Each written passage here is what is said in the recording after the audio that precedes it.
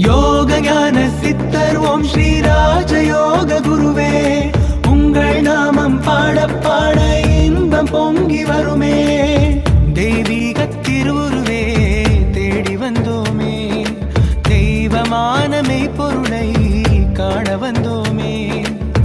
தெய்வீக திருவுருவே தேடி வந்தோமே, தெய்வமான மெய்ப்பொருளை காண வந்தோமே.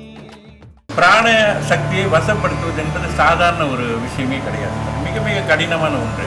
அதற்கு சித்தர்களால் மட்டுமே அந்த பிராணசக்தியை வசப்படுத்தக்கூடிய ரகசியங்களையும் நுட்பங்களையும் அந்த ஆற்றலையும் பெற்றவர்கள் சித்தர்கள்.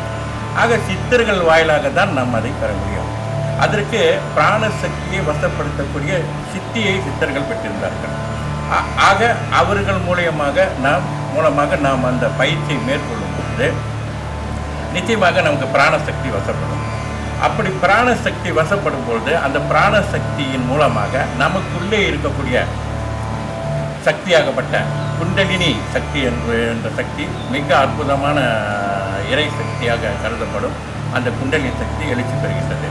அப்படி எழுச்சி பெறும்பொழுது தான் சித்தர்கள் கூறி வந்த ஞானம் பெறுவதும் ஆற்றல் பெறுவதும் சித்திகள் பெறுவதும் பிரம்ம நிலையை அடைவதும் மரணமில்லா வாழ்வு வாழக்கூடிய நிலையும் ஏற்படுத்தும். யோக ஞான சித்தர் ஓம் ஸ்ரீ ராஜயோக குருவே, உங்கள் நாமம் பாட பாட இன்பம் பொங்கி வருமே. தெய்வீக திருவுருவே தேடி வந்தோமே, தெய்வமான மெய்ப்பொருளை காண வந்தோமே. தெய்வீக திருவுருவே தேடி வந்தோமே, தெய்வமான